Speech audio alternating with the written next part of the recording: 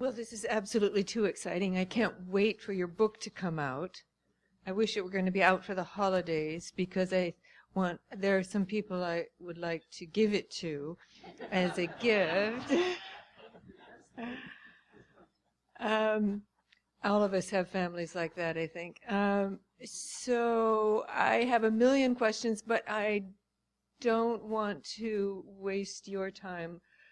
So I want to go straight to the audience, if you don't mind. And if you could just flip on your GV. Yeah.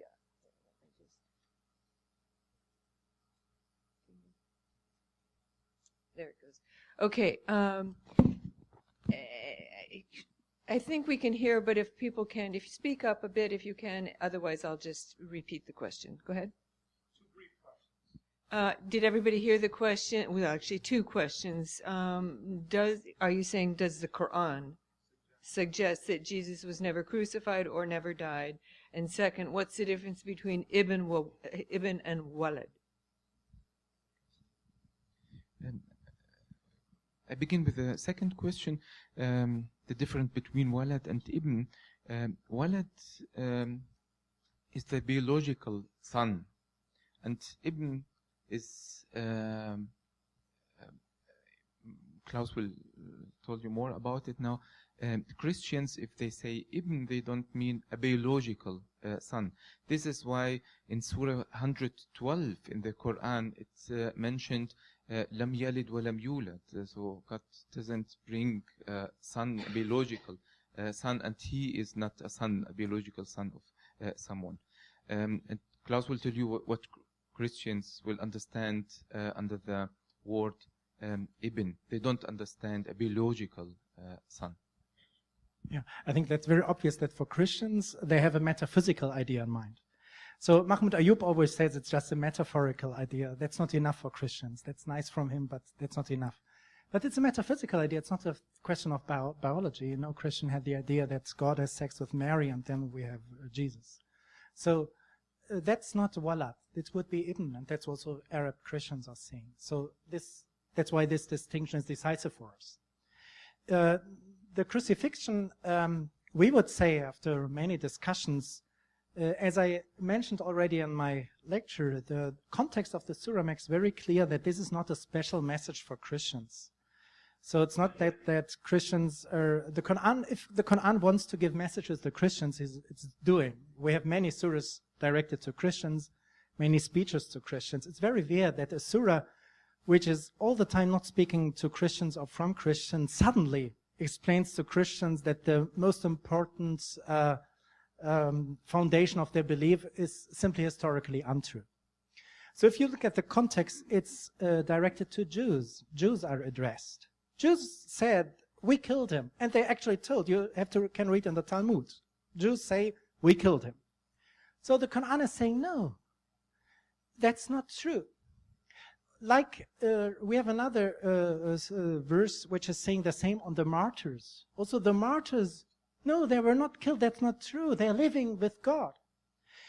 So the point is not that the Quran wants to say he was not killed. But it's not death in the sense that the story is over. It's not game over. It's continuing. Jesus is rescued. God is the ruler. God decides. So if you want, it's a kind of explaining what Christians would call resurrection, what is here. And it's against the Jewish idea they can get rid of the prophets. And if you look at the context, probably it's the context of Muhammad arguing with Jews. And probably the Jews were saying, okay, Muhammad, you know what we did with Jesus, we will do it with you as well. And then the response was, well, not so quick. You didn't do that with Jesus. It was only possible that he died because it was God's will. And God doesn't want me to die at that moment. You will see. This would be the context. So it's not, the point just is that the Quran doesn't care whether Jesus was crucified or not. That's not important for the Quran. And that's hard for Christian to accept. That's where we have to debate. For Christian, it's very important. But the Quran is not denying the historical fact of crucifixion. It just doesn't care.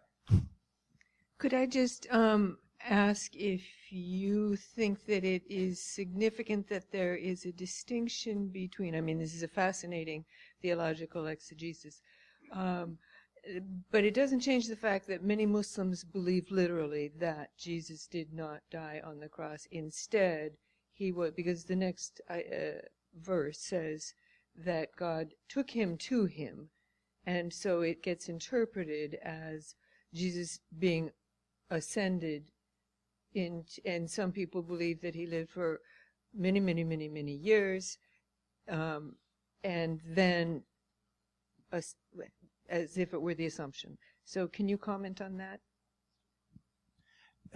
Okay, well, there are other verses in the Quran who say that Jesus died.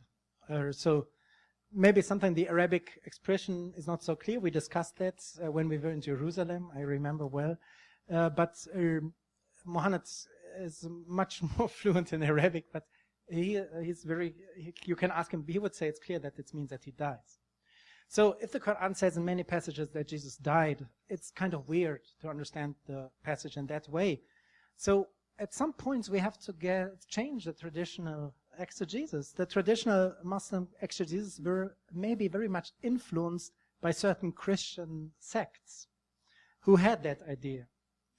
But the Quran is very much dealing with mainstream Christianity and giving very thoughtful ideas for mainstream Christians from that time and from today. Brilliant. Thank you so much. Other comments, questions? There have to be. So I will start to respond and then give to Muhammad, because he also wanted to add something to the other point. So we always try, part of our work is that we try to look at the historical context of these passages. And we would say that in Surah 9, already in verse 29, is starting a polemical passage against Byzantine Christians. So that's the first time that the Quran is addressing the Byzantine Christianity, because there was a Byzantine army.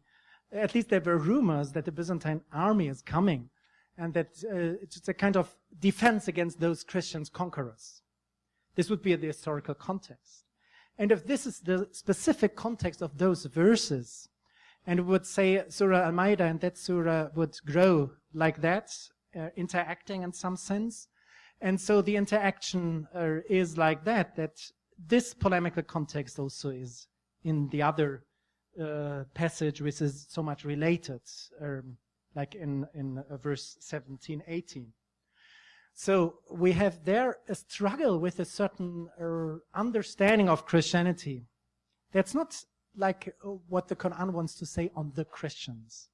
So he gives in the same surah this possibility of the different paths, and with a kind of Christianity which is highly appreciated, but he's also very clear in rejecting what the Quran is observing as idolatry within another branch of Christianity.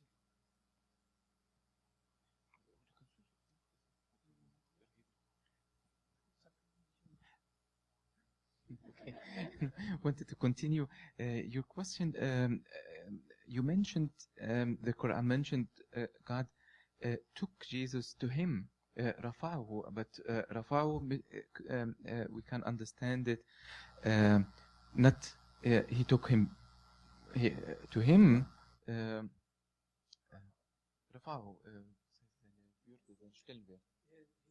His dignity was taken to God, not himself, but his.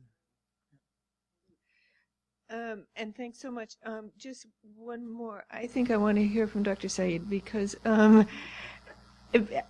I can read his mind, and I think that he has some brilliant insight into this. I mean, did you understand my question about there's a difference between, I mean, what I think is so brilliant about what you've said, and this has been my personal experience throughout all my life of studying Islam, not that I've studied it all my life, but to the extent that I've studied Islam after endless years in Catholic school, I have the same experience, that I learned so much about Christianity and deepened my own faith by reading Qur'an and studying with Muslims. There's deeper insights. But that being said, there are differences between even our profound theological insights and what the non-theologically oriented believe. Can you comment on that, Dr. Said? Okay, so why Ezra? Why they said Ezra is the son of God?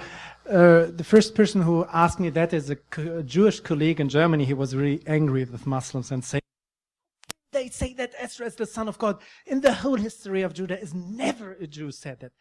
It's completely impossible that a Jew says this. How can the Quran dare to say this? So and I really felt, wow, how can we understand that? But if you look at the context, it's not only Ezra and Jesus. I wouldn't say that's specific. It's not in the metaphysical sense that Jesus is the son of God, Ezra is the son of God. But look at 5:18. Christians and Jews say, we are the children of God. Look at 31. The scribes and however we have to translate it, the monks probably, they are the lords. So they take their leaders, and Ezra and Jesus are taken as examples of this leadership. They take their leaders as idols. That's the problem. So it's not, you do not have to search for Jews who are claiming he is the son of God in a metaphysical sense. Qur'an just takes that together. And the other point with these, I think it's very important that there are still very important remaining differences between Islam and Christianity. We do not want to say in the end, okay, as a Christian, I find everything what I need in the Qur'an. There's a high Christology and everything. No. But the point is, the Qur'an is just not mentioning certain points which are the most important for me as a Christian. For example, the death of the cross. Without the cross, my old theology is away. I need the cross for everything. So, if the Qur'an says it's historically untrue that the cross happened, then I simply have to say, okay, then the Qur'an cannot be the word of God. It's just nonsense. But if the Qur'an is saying, okay, I don't say anything on the death of Jesus, I say, wow, then it's not Christian. Then the decisive thing and lacking. But it's not against Christianity in that sense. It's just different. So there are remaining differences, but I don't think that these differences have the quality of depreciating, devaluing the other. We can respect each other within those differences.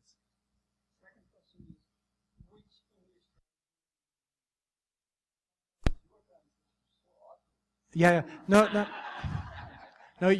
So we are working in German, and we're thinking a lot on which German translation we are using. Now, just for this presentation, I was just looking at the first English translation that came into my mind and looking whether it seems to make sense. But that's not for publication, and I have no idea which English translation is good. Yeah, please tell me which translation we should use in English. I'm staying until the end of the month here, so I will be very happy to... Yes, absolutely, Dr. Said from ISNA, Islamic Society of North America. We're very honored to have you here as our guest. We're very happy you were here.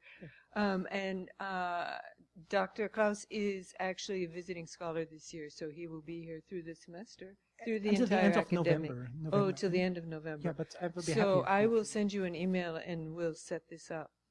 Thank you so much. So I think, would it be, sorry to interrupt, would it be accurate to say that what you're saying is not a profound theological difference on the issue of the cross? What it is a social, political heritage of hostility between communities, and the cross becomes a symbol as if it were, I saw a video last night about the Ku Klux Klan, and they had burning crosses, and it was such a symbol of hate. But of course, most Christians don't see the cross that way. But if you've been victimized by people who are Christian, then the cross can become a negative symbol. Is that the point? I do want to make time for a few other comments, and I think our speakers will be able to come back to this, unless you wanted to respond immediately. Okay, thank you so much, and let us hope that we're able to maintain that safe space for all of us. We had Nazir, and then a lady in the front, and then the gentleman in the blue. Nazir. It's a wonderful question. Thank you a lot. Monet and me, we are in dialogue since many years now. And I think we and also other scholars in Germany who are doing what we call comparative theology, we really try to develop friendship and try to learn from each other, have a kind of confidence. And I wouldn't say that there's any question that cannot be asked in dialogue. You always, you need a kind of confidence in each other that the other will not make use of it for apologetic purposes. Now I get you. But you have this kind of confidence that you try to understand the always greater God together. And if you have the confidence that you can learn something from the other, without knowing which kind of theory and theology of religions is true, just with the confidence that the other is a human who tries to respond to the message of God, whatever he believes what it is, I think then we can learn a lot. I have many Muslim PhD students who are doing comparative theology with me. And they all have to pass exams on Catholic belief. So the best exam I ever had on the Trinity was taken by a Muslim. So she could explain it much better than all Christians. So believe me, all what some Catholics say are just mysteries of faith. Nobody understands. I do not understand. You can understand them without converting. You can understand. You can make sense of it. And that's why we need dialogue, that we push these questions and we try to struggle. And the question on the cross, I learned a lot from Daniel Madigan here. When Daniel Madigan shows that although, the Qur'an doesn't mention the cross, but the Qur'an is mentioning how God in his word is reacting to people who reject his word. The Qur'an is rejected. The Qur'an is, I don't know all those English expressions now, but you can see, Daniel Madigan has shown this in one of his articles, many of the notions which are used within the story of the Passion of Christ are used for the Qur'an. So what God wants to say in the Qur'an maybe is, what you have in Jesus is fine, but by the way, that would be the central message for me of the cross. The central of the symbol is that God is suffering with us. That not the Neoplatonic God is the right God, but it's a God who is witnessed in the Bible and in the Qur'an, a God who is caring for his people and who is in dialogue with us. This God is suffering with us. Me as a Christian, I learned that from the cross. But Daniel Madigan showed you can learn this from the Qur'an as well, and Mohamed Rashid is working a lot on that. He will tell more on that in our conference tomorrow. He tries to show that from the Qur'an you can develop what is a theology of mercy, what is a theology of emotions in God, and all this stuff. Thank you. So if I got the question, so I understood the question, but I do not know if I'm well in repeating it, but you can. I think if everybody would like to, she asked if comments in the Qur'an about Jesus and Christians generally could be better understood, I think, as non-generalized, but focused on very specific questions and debates that were going on in the historic context in which the Qur'an was revealed. Or even prior to that, yeah. Because we do know that the Qur'an refers to specific historic incidents that we may not even know about in Western history. I force my students to study about the Axumites and the Himyarites and wars between them because the Qur'an refers to them. So how could you understand a verse of the Qur'an if you don't know that to which it is referring? So I think your question was with regard to what we interpret as theological or dogmatic comments, are they meant not to be general, but are they referring to very specific discussions going on in the context of Revelation? So in the beginning, when we started with our project, and we read what other scholars have written about it, we read a lot of books which try to show that there were very specific Christian groups on the Arabic Peninsula and that side, and from Christian mainstream point of view, they're all heretics. So basically they say the Quran is not dealing with Christians, but with heretics, and he's defending Christianity against those heretics. Okay, no, it's not so easy, and Sidney Griffith helped me a lot, really. Always if I try to sign, maybe this is this sect or that, he's always saying, okay, show me historical evidence for that. No, the Quran is really dealing with Christians, with mainline Christians, mainstream Christians. What is weird there is mainstream Christianity of that time. If we look at mainstream, you look just at the Pope of that time and the Emperor. They were both heretical from today's point of view. They are what we call monothelitic Christians. That's a big problem for Catholics because usually the Pope shouldn't be heretical. But he was. We discussed that a lot in First Vatican Council. It's a classical example. How can we understand infallibility? So the Pope was in that way, the Emperor. And all heresies, it's not the heresy, it's just mainline Christianity. And it was not so stupid. They had a point. But the point had the danger not to see human nature of Jesus enough, which destroys the Christian idea of salvation. And it's not only those Christians of that time, it's also my Christian colleagues today. I have a lot of Christian colleagues who are very influential in Germany today. I would say they make the same mistakes. You have a lot of them in America as well. They call, for example, it social Trinitarianism if they explain their heresy on the doctrine of Trinity. But it's not so easy to say it's a heresy. It's not really heresy. It's just explaining Christianity in a way that it becomes very weird. And the Quran helps us. I think the Quran is a help, could be a help for Christians to avoid some things which get them away from the central message of Christianity. I just tried to explain that in my latest book, how Christians really can appreciate the Quran as a word of God, which helps them to get a better understanding of Christianity. And also the other way around, Christians also have to offer a lot to Muslims. I think that's there's a lot of sense in both religions existing together and learning together on God. Thank you. By the way, have any of your books, either of you, been translated into Arabic? I mean, into English?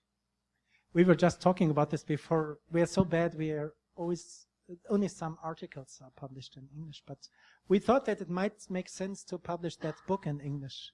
We will. Yeah. Excellent. But until now, everything is in German. Yeah. We'll work on that. Yes, please. Here. Oh, maybe. Because and I can just say one sentence on it in repeating his main points, and because I also agree that one basic concern is to see the common ground which exists between Islam and Christianity. But comparative theology, that is for me the most important difference between comparative theology and pluralism. We do not only want to find common grounds, we love diversity. Religion can be different. The point is, how can we learn to appreciate differences? And that's what we try. What I try to appreciate here is not my Christology. If I give a talk on Christology, I have many things to say which are completely different what I'm saying now. But they are not contradictory, just different. And I can learn from differences. That's what we need. Not because we don't always have common ground. Sometimes it's another ground. But it's great that there are so many grounds. Right, so learning from each other, finding common ground, and also appreciating diversity. Other comments, questions? Yes, please. I'm always starting with responding. It's just a question of language. I'm a little bit more fluent in English, although Mohanad is much more the expert to respond to that question, and he may add your comments. But as far as I understand, there's nothing like that in Islam. And that's the interesting point, because for a Catholic, on the one hand, you think, wow, it's so great, no authority. As a Catholic theologian, you get the mandatum from Rome in Germany, and many liberal theologians feel, wow, that's bad. I always have to look whether the Pope likes me. Muslims are so free. But on the other hand, that's not true. That's also a problem if you have nobody who speaks for your religion. Like, how can a Muslim make clear that Osama bin Laden is not a great Muslim? You don't have that authority. Like, the Pope can just say, okay, excommunication, you are out. You're not a Catholic. I think sometimes Muslims would like to have something like that, but they don't have. But wait, there are, it's such an interesting question, and I think it's incredibly important. I do all the monotheisms, and in fact, Islam is exactly like Judaism on this point. Definition of a Muslim is not based on belief so much as it is on law. So one lives according to Islamic law, one lives according to Judaic law, and for Muslims, a Christian is someone who lives according to Christian law. Belief, doctrine as such, articulation of specific dogma is not the critical issue. And that's one of the things that I found so fascinating in learning from Islam and from Judaism. One of the ayat that you have talked about, 548, that talks about there being, if God had wanted all human beings to be the same, God could have made all human beings the same, but didn't, so that God could test us in what we know, so compete with one another in good works. And I thought, that is so enlightened. Why didn't anybody ever tell me before that that's what God said we should do? Compete with one another in good works, not in who's intellectually right and who's intellectually wrong. So it's really all about, and the Qur'an says over and over again, all those who believe, Jews, Christians, and Sabians, we don't even know nowadays who Sabians are, but Jews, Christians, all those who believe and do good works. For them, God has created a great reward, and they have nothing to fear. So it's not a matter of what you believe, cross or uncross. It's what you do. And in that context, there can be an authoritative legal opinion issued that says what you have done, not who you are, but what you have done is haram, is forbidden, which is why fatwa, that's called a fatwa, an authoritative legal ruling, has fatwa after fatwa after fatwa has come out saying that what Osama bin Laden and any other terrorist has done is haram, is forbidden. It's a violation of Islamic rules. It doesn't judge the soul, well, because only God can judge the soul of a human being. So actually takfir, declaring a self-declared Muslim a non-Muslim, is forbidden in Islam. But condemning the actions is incumbent upon Muslims, because God forbid someone should mistake what a terrorist does with what Islam teaches. And now comes a very interesting point today in Germany, because we are trying to establish Islamic theology at universities. And in Germany, the rule says, the law says, that only a Muslim can become a professor for Muslim theology. That idea is coming from Christianity. So if they want to appoint me as a Catholic theologian, they'll ask the Pope whether it's okay to appoint me. Now they want to know whom can they ask before appointing Muhammad. This is very difficult. But what's interesting is that there are German Muslim association who want to get that power. And they have the power actually at the moment. So that what you say is untrue for the current German situation. There are German associations who are checking whether somebody is a Muslim, and not during the acts, but during what you have in your mind.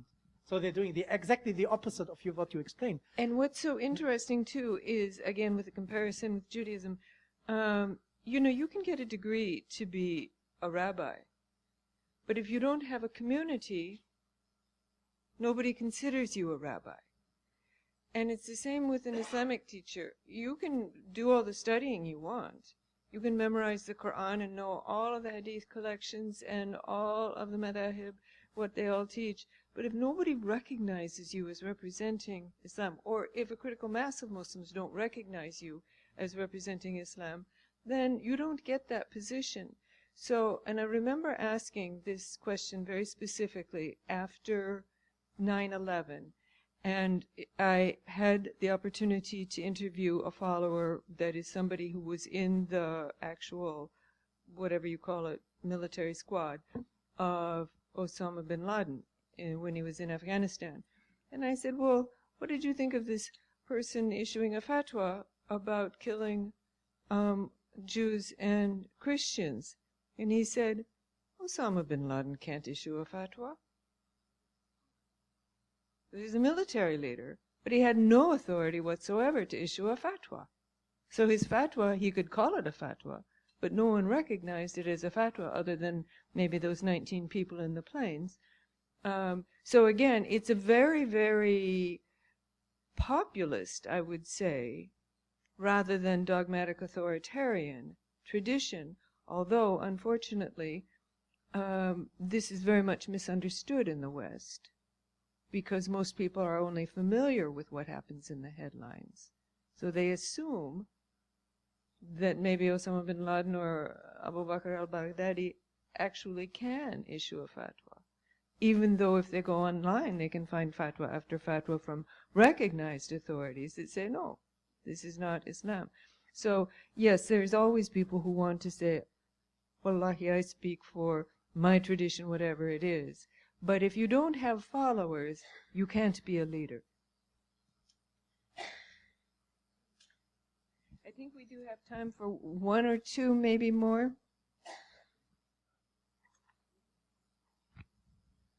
So I can try to give two examples, and if you want to add one from your perspective. So I'll give one example here from Christology and another which is not specific for Christology. So I really learned from all that debate how important the human nature of Jesus is. I was, before starting with that project, I was kind of inclined to buy into what we would call Neo-Chalcedonian way of doing Christology, because there is a free will account on this, very modern, using modern philosophy, which is very interesting, and I love that. They learn step by step that maybe that's not a good idea. So it revised kind of my thinking of Christology and also of the doctrine of Trinity. This is within the project. But to give another example, which is maybe a more fascinating because it's more existential, this other is more about my doctrine, is that I'm so much touched by the way how the Qur'an is recitated. It's really, if I listen to the Quranic recitation in Arabic, that I remember when, after fasting together with Muslims, to have the feeling how as a comparative theologian, you sometimes try to do the ritual of the other religion to get a better understanding with the whole body. So after practicing Ramadan, in the end of the day, when you're there with a date in the hand, which is the Turkish tradition, and you're listening to the recitation of the Qur'an, wow, as a Catholic, it's difficult not to have Eucharist feelings. But they are different. It's something going around which has to do with aesthetics, with recitation. And that gave me, as a Catholic, new eyes for my own tradition. Because I'm raised as a Catholic who doesn't like so much the old traditions, but more like Jesus pop songs, something like that. And more rock, the better. And I learned, okay, there's a kind of old tradition in my church which is very deep. I learned that through Islam. So I think there can resonate with what you have in your tradition, and you discover your own tradition in a new way through seeing what is weird but touching in the other tradition. It was a big challenge for me, the question of Klaus for such years. How do you think about a God without emotions? God who doesn't suffer with you, doesn't love you. But if we read in the Quran, we will find another God, God of love. The 5th surah, 54. God brings people, He loves him and they love Him. But why we don't Muslims speak about love? Why don't we speak about emotions in God? And because we are the Islamic theology is too much influenced from Platonic and Neo-Platonic thinking. I will go to it tomorrow in my speech, and this is something where today I can say I'm very thankful for this experience and these questions, these critical questions from Klaus about how we think about God, because I think the Quranic God is very more empathical and sympathical God as the theological God in the Kalam tradition. That's why we have Sufis. Yes. One last question, please. So that's a very good question. In Germany, we have much more atheists than you can imagine. So when my daughter finished school, she was in her class the only believing theist in the whole class. So it's really, yeah, there are a lot of atheists, and I think it's very interesting. Me, when I was trained as a theologian, all my life I have had to struggle with atheists. I read Nietzsche again and again. I know atheist philosophers nearly by heart. And everything what I wrote in my first books was against the challenge of atheism. And it's so interesting that now in Germany we have so many Muslims now, and there's a complete other debate. You can discover much of the richness of your own faith. It's not only of defending it and being struggled, but I think for me it's to develop, discover this kind of struggle, this kind of debate was helpful to me to get a deeper understanding of Christianity, and then through having this deeper understanding, I can be better responsive to atheists. So I think if we don't take each other as enemies, then atheists will say, okay, it's very easy. Like the Qur'an is saying, the main argument of the Qur'an against Christians is that they are destroying each other all the time. If we can show we do not destroy each other and we do not neglect the differences, but we can make sense of the differences and the diversity, we have a good argument against atheists. Well done. That was, I think, a very, very good summary. Thank you all for being here.